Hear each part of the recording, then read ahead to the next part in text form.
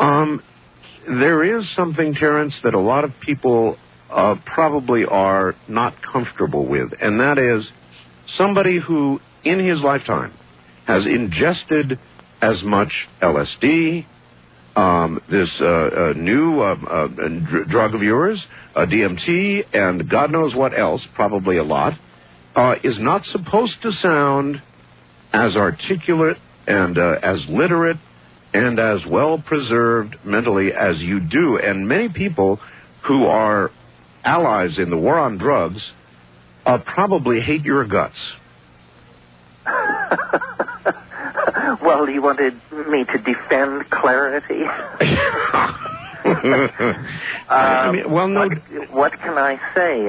In other words, first of all, my life of drug exploration and drug taking is, as you say, broad and deep, never reckless, always with a deep interest in analyzing each experience before moving on to the next one.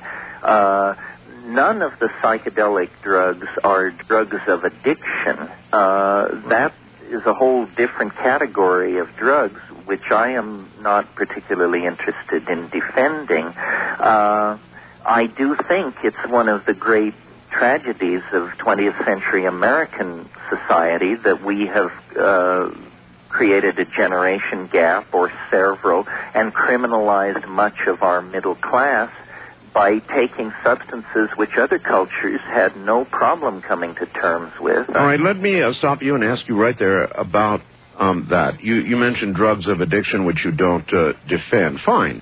Psychedelic drugs, Terence, why are they illegal?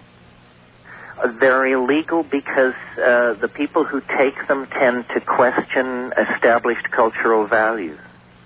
That's absolutely why they're illegal.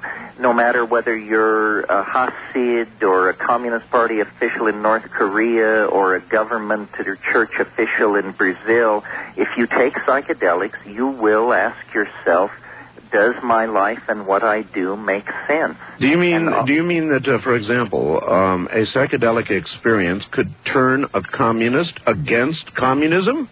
Absolutely, I think it could.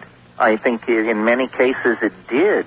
How could the idea of atheistic materialism maintain itself in the face of the counter-evidence of the psychedelic experience? What the psychedelic experience is saying, essentially, is that everything is connected in a way that is not woo-woo or emotional, but actually palpable. And therefore, our actions have consequences. Now, most political agendas deny their consequences. So, for instance, Marxism had this theory of how human beings are that was so off-base that eventually it had to be pitched out. Consumer capitalism has a theory of human beings and what constitutes their happiness that looks pretty hollow from the point of view of the psychedelic experience. I think, postmodern ideologies, Marxism, consumerism, so forth and so on, have based all their planning on an assumption of the absence of spirit. And in fact, this is not true. There is a spiritual dimension to humanness that cannot be denied. Now, it can certainly be distorted, and that's another side of things. But I think the search for psychedelic experiences represents a genuine religious impulse, especially when pursued at the dose levels I recommend. This is not this is not party recreational stuff. The phrase recreational drugs is an effort to trivialize this, and I think for one reason, I don't think the government is ready for a full airing of the constitutional contradictions that are contained in suppressing people's genuine wish to use psychedelic substances for genuine purposes of religious exploration. All right, let me ask you this. It is a very good question. If everybody in the world were to have a psychedelic experience of the kind you described in the last hour. This amazing psychedelic experience that might kill you from amazement or astonishment when you take it. What would the result be? What would the social changes be? What would the new government structure, if any at all, be? What would we all be collectively after that experience?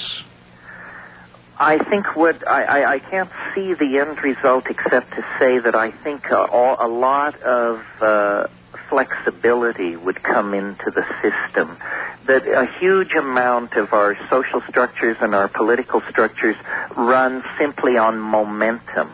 And I think that momentum can be fatal.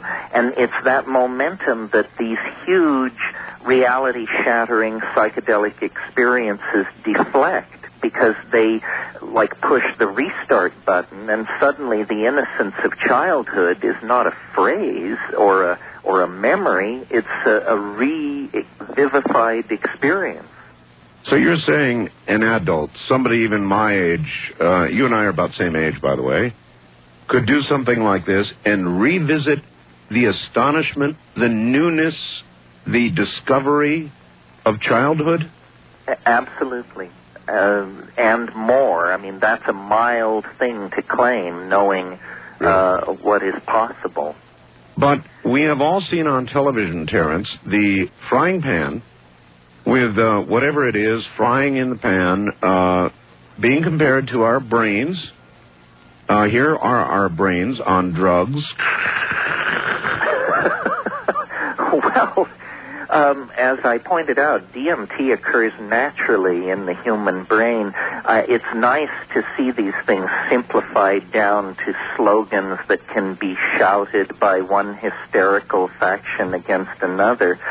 But I think more thoughtful people are beginning to realize these are complex issues. I mean, what we're really talking about when we talk about drugs is the future chemical engineering of the collective states of minds of millions of people. You mentioned everyone has seen this frying brain thing on TV. Yes. TV is the great unexamined and unstudied drug that has been foisted on the consumer populations of the world.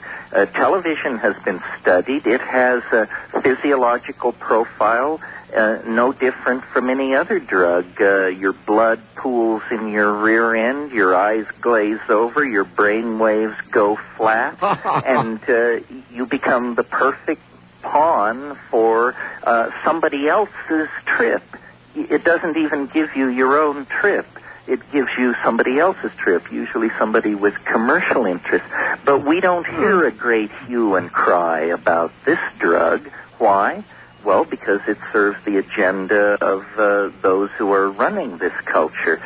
Let's talk about another drug for a moment. No. Just before we move on, let's stay with DMT for a second. If everybody who took DMT received the message that consumerism, entrepreneurism, capitalism are good and wonderful things, and that is the spiritual message that you get from DMT, would it be legal?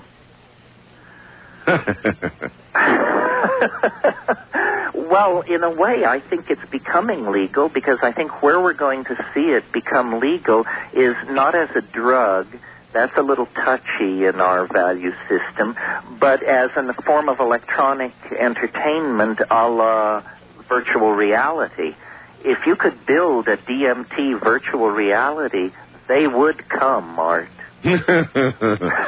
Well, you were about to move on to some other... Well, I was going to mention a thing about coffee that points out the contradictions in the way the culture approaches drugs. Let me tell you. And that is, medically, coffee has a very dubious profile. It's probably right behind tobacco in terms of liver cancer and this sort of thing.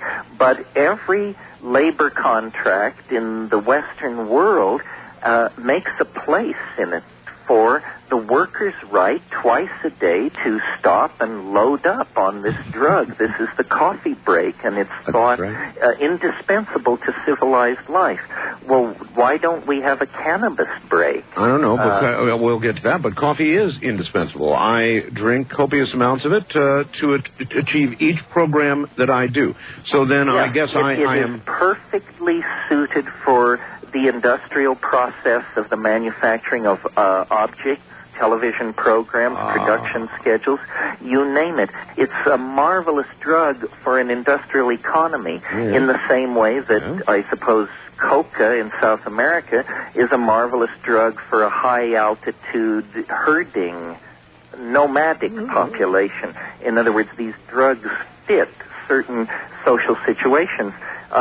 Cannabis provokes a sort of disinterest in the work cycle, a more philosophical, laid-back, non-consuming approach. And so, of course, it's demonized with the hardest of hard drugs and just presented as the scourge of suffering mankind. Oh, it's the biggest lie we tell. I could not be more angry. Hey, there was news the other night that they just have legalized the growth of hemp in Canada beginning next year.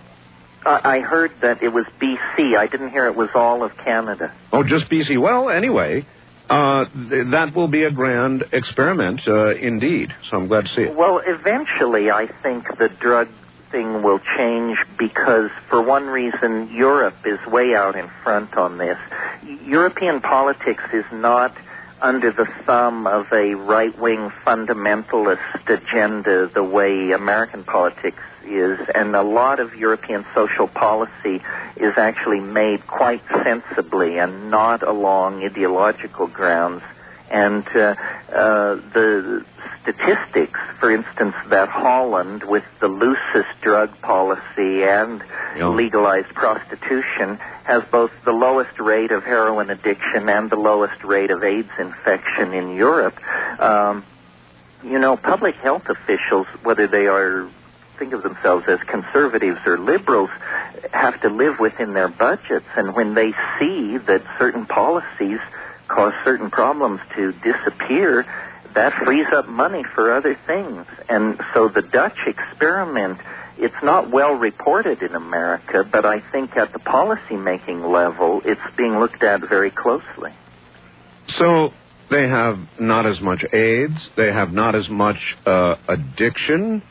What about, you covered a very important point with respect to coffee. It's a drug of productivity. Right. What about productivity? Has their productivity declined? Is there any record yet to go on? What do we know?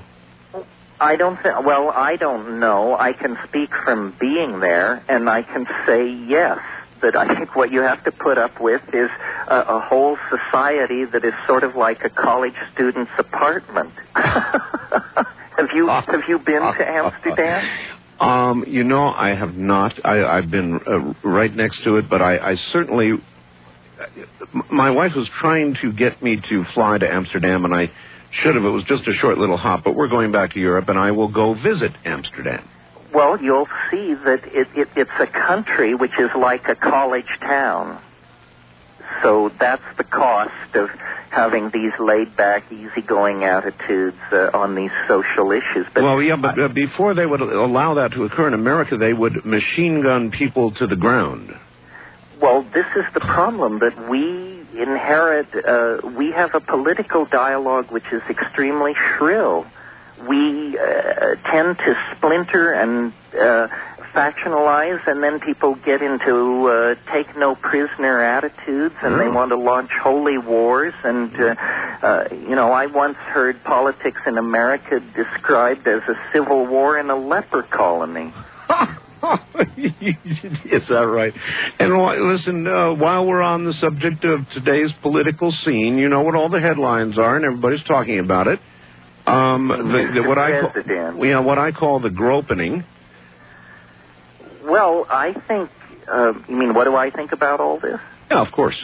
I think it's a fascinating situation when the Republicans are contemplating impeaching a president with a 72% approval rating. I think what this may be all about is, it seems like some kind of culture war is coming to a head. No pun intended. I would like us to come through this thing in a place where we could finally tell the French to go to hell when they start yakking about how we're obsessed with people's sex lives. It seems to me the history of the special prosecutor, and I don't know if you've gone through this or if you're personally aware, but it's very murky. These people have been after this guy, and obviously Bill Clinton is you don't become governor of Arkansas 4 times without being, in my book, some kind of a monster. Nevertheless, Franklin Delano Roosevelt said of Stalin, our monster. Our monster, yeah. Now, most of conservative talk radio all across America, all I hear is, my God, how can the polls be saying this? It's impossible. What's happened to America? Why is the president so popular? That's what everybody's asking. Why is he so popular? Because it's an issue where people can finally vote against having all this moralizing, right-wing, fundamentalist, holier-than-thou crap shoved down their throat. Yeah. And people love to support the president, even if they think the very worst of him in the case of his behavior with these women. I think it's a real resentment against... I mean, do you believe... I read a statistic that some radical S&M scene went online on the Internet, and it took them 3 days to get the computers cranked open enough to accept all of the calls from Washington, D.C. So I just think it's a nest of vipers. Do you have that URL? It's similar to Girls Without Razors. Oh, my God. All right. Terence, hold on. It's a great place to break while I try and catch my breath. Terence Mckenna is my guest.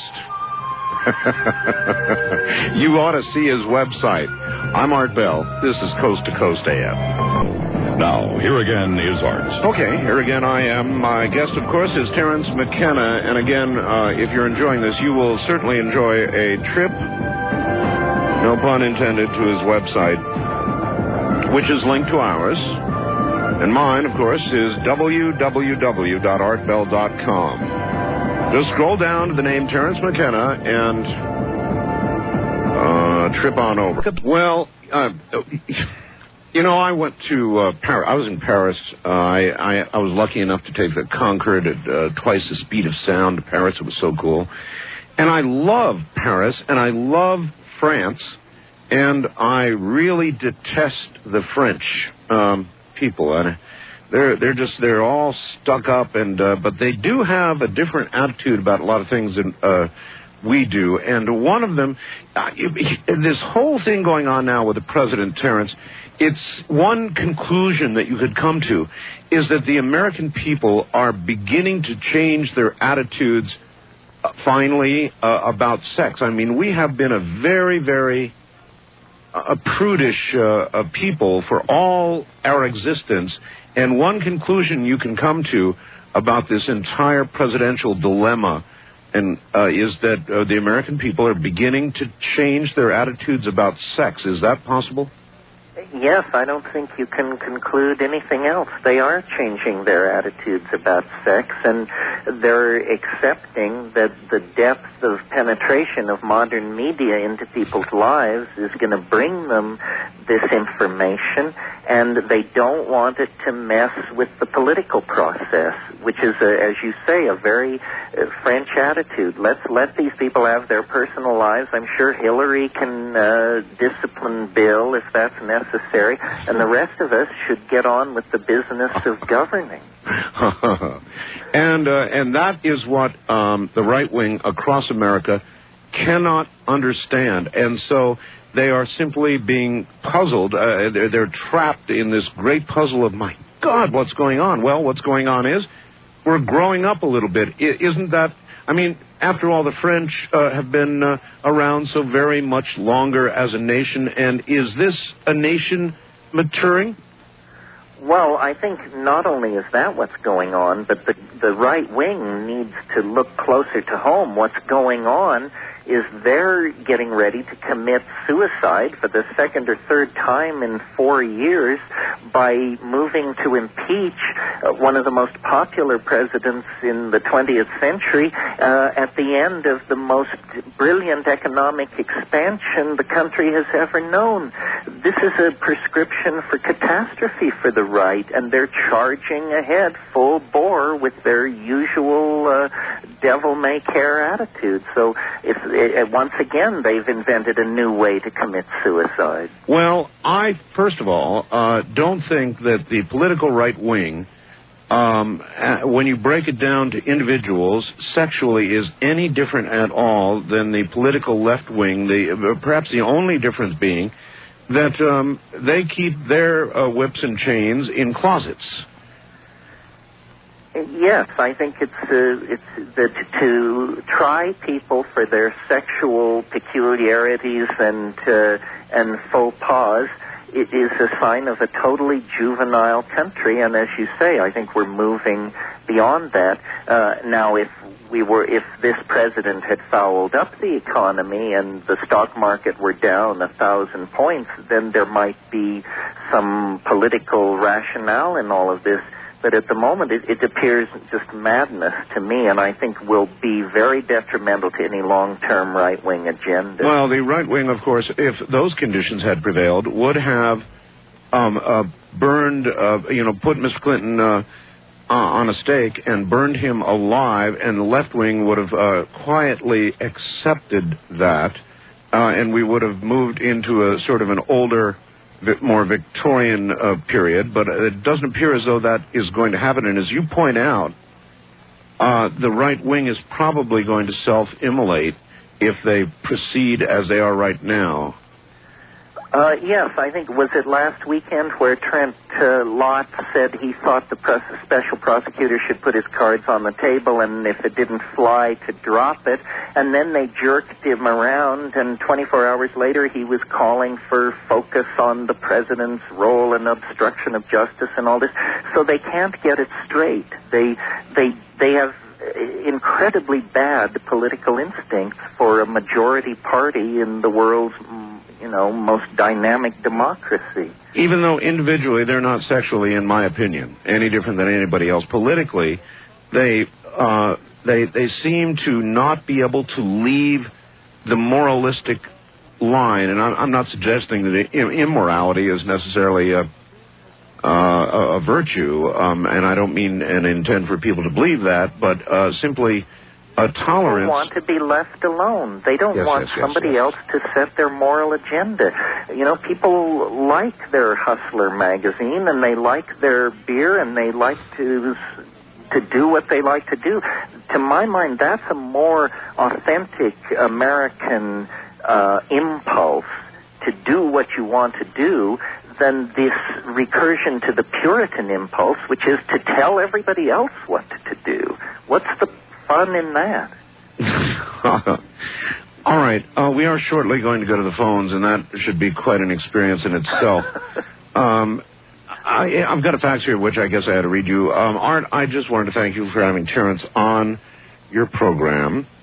And he has these questions. Impacts of currently legal drugs in our society, in other words, alcohol, tobacco, sugar, compared to the impact of currently illegal psychedelics in our society, like marijuana, LSD, and psilocybin. Multimedia film he worked on recently entitled Strange Attractors, shown a few months ago here in Austin, Texas, with a message of psychedelic consciousness. What exactly were the blue apples referenced in the film and your message behind it?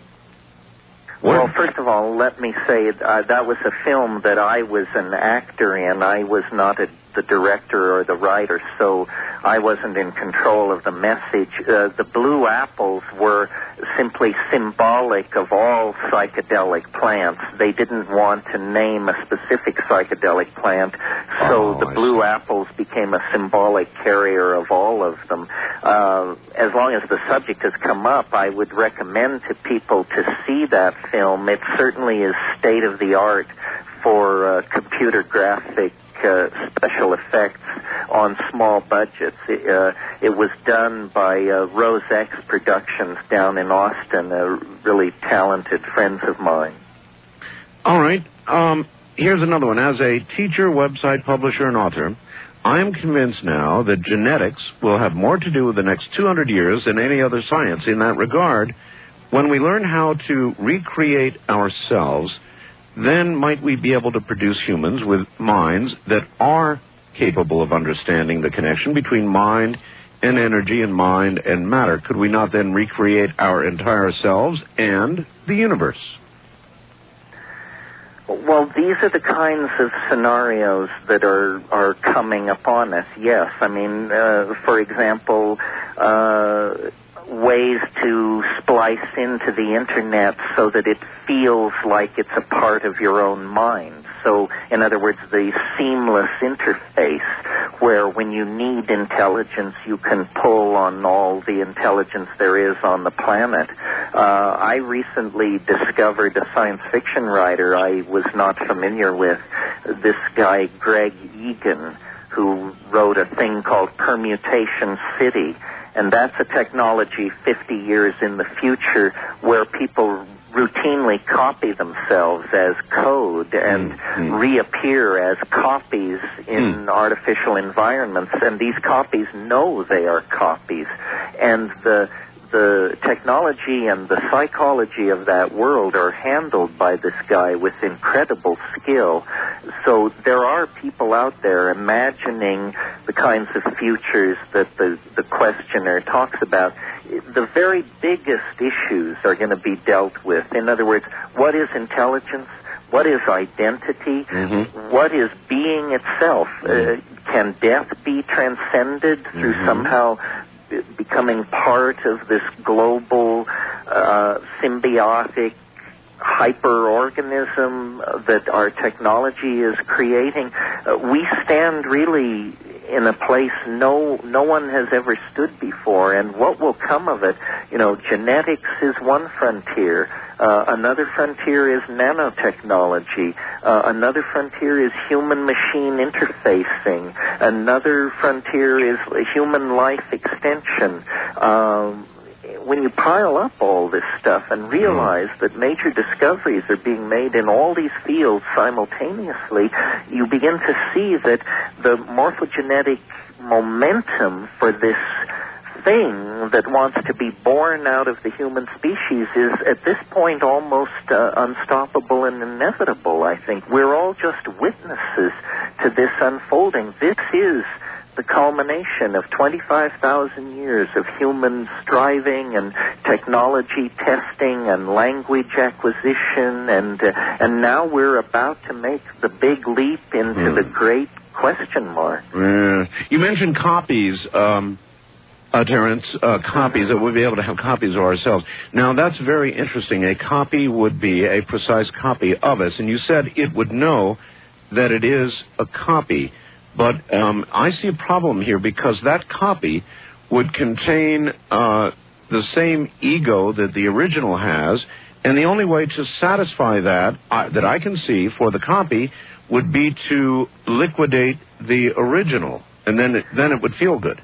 Well, these kinds of feelings and situations are what drives Greg Egan's fiction. His copies behave like human beings with drives and neuroses, and but his main strength doesn't lie so much in portraying the psychology of these people as in imagining and describing in a way that convinces you it could be the technologies that will make this stuff happen. And of course he's concentrating on artificial worlds of the silicon variety, but then when you put in nanotechnology and some of this other stuff, it really is dazzling. I don't think anyone can triangulate all these factors without having the feeling that we're approaching some kind of singularity. You and I talked about this. I mean, the quickening that you've written about and the novelty theory that I've written about are both metaphors for this sense of impending cross-fertilization and implosion of all knowledge.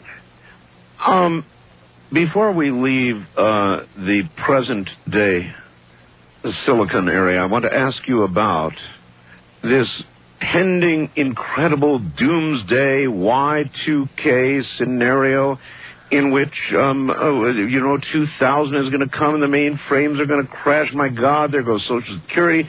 There goes all the government's computers. And we are now so tied in and dependent upon all this that many people are saying it's real. Don't laugh. Everything is going to crash. Nobody's preparing. That day is going to come. It's going to be a computer Armageddon.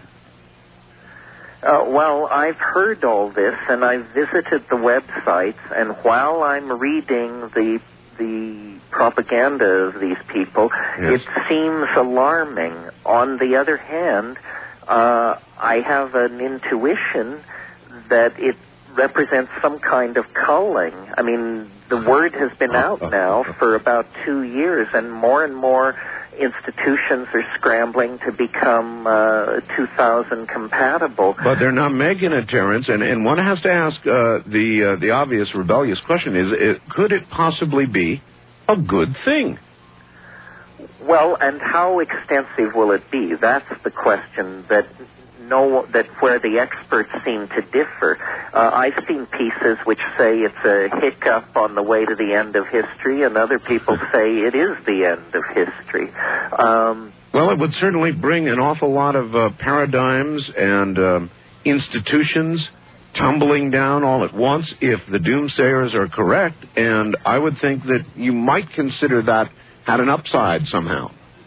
Well, it depends on how far back it takes us. In other words, if it takes us back, the ones who are heading for the hills with dried meat, if they're right, that's a little disturbing. If, on the other hand... I'm advertising absolutely fresh abacuses or something. Yes. I think that as we get closer to it, the spending curve on the problem by corporations should tell us how real it is. Well, that's it's true. their goose that's going to be cooked. So let's watch company outlays for Y2K consultants, and if it soars toward infinity, the rest of us better start packing our lunches. But what I am told is that it's too late. That even if they took all the computer programmers capable of going to work on this problem and started them right now, they wouldn't even get close to solving the problem by the time the magic day hits and everything goes kaboom. Well, maybe that's not true.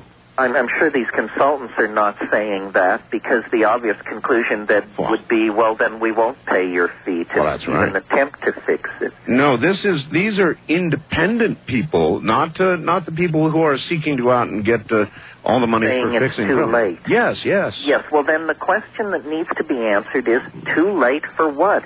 Let's have a convincing picture of the scenario so that we can each look at it and judge it. I mean, we're unfamiliar with this kind of a scenario. So just saying airliners will fall out of the sky and nuclear power plants will blow up, we need to know the sequence, the imagined sequence of events. And if it's true, it will certainly be a bizarre comment on the movement into the first moments of the third millennium that we basically blow ourselves away because of a computer glitch. Well, I wonder if we are truly that dependent, and I sort of imagine that we are. Every single function of government is computer-controlled. Most of them have this problem. I mean, I could go on and mention every alphabet agency. My God, NSA, CIA. they'll fall apart along with Social Security, along with the Veterans Administration, and checks that go out. Well, then I guess the question is, what happens to the money? Is some kind of enormous heist of the whole human race? Is that why there's so little interest in fixing the problem? Because, in fact, the problem is somehow going to make a lot of people incredibly wealthy, and no one will be able to trace the exact outlines of the heist. I have even my own webmaster, who's brilliant, Keith Rowland, has several commercial programs that he has written. I mean, he's really good. And even he has the Y2K problem, and he's not so sure he can get it fixed for his clients in time. So this really is a serious problem. I get a lot of email about it, and I've been considering it, thinking about it, and if all came tumbling down, I am not convinced that it would be a bad thing. Maybe I need to get an advertisement. How you can profit from the Y2K crash? Well, I think probably we should be also talking about organizing tested sub-networks where the date has already been simulated. Apple claims all its machinery is Y2K compatible, and so... Yeah, but they're desperate, though. Yes. I agree. Do you have an Apple? I'm devoted. With a name like McKenna, could I not have a Mac? It's a good machine, Terence, but it's like a beta recorder. Well, but my son and his hotshot friends tell me anybody who doesn't learn Unix is a wuss anyway and a lost soul. So that puts us probably both in hot water. Yeah, probably so. Every time I say something like this, I get, oh, you wouldn't... I mean, people are so attached to their computers. The Mac users, they flood me with vicious, ugly, hate-filled mail. When we come back, we're going to go to the phone. Stay right there. You've got a good long break, Terence. I'm Art Bell. This is Coast to Coast AM. I'm Art Bell. Terence McKenna is here, and we're about to go to the phones to who knows what. 5. All right, back now to the world of Terence McKenna on the side of a volcano. By the way, Terence, just in case somebody or something does eventually push alternate control delete, being there on the side of a volcano, you would be the first, probably, in all probability, to experience the moment of deletion. Well, it depends. We were talking about the Y2K problem. What I'll do is I'll shut down an hour before and come online an hour after and see if anybody's left.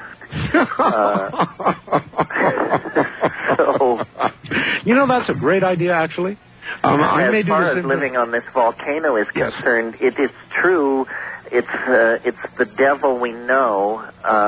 It's been in constant eruption for 13 years. We tell ourselves it's all over on the other side, which it is, but of course that's 50 miles away. But it's kind of nice to have all our problems packaged into one problem and to have it be a natural problem, so there's no point in us whining and grossing about it. The volcano is the volcano. So now, I'm not an expert on things volcanic, but I do think that the great danger is not the slow, constant eruption that you now experience, but rather if a lava dome were to begin to be in place and the entire volcano were to start to expand with pressure until finally the entire thing blew up, creating probably a new island or new portions of an island, but in the process, erasing Terence McKenna and everybody else.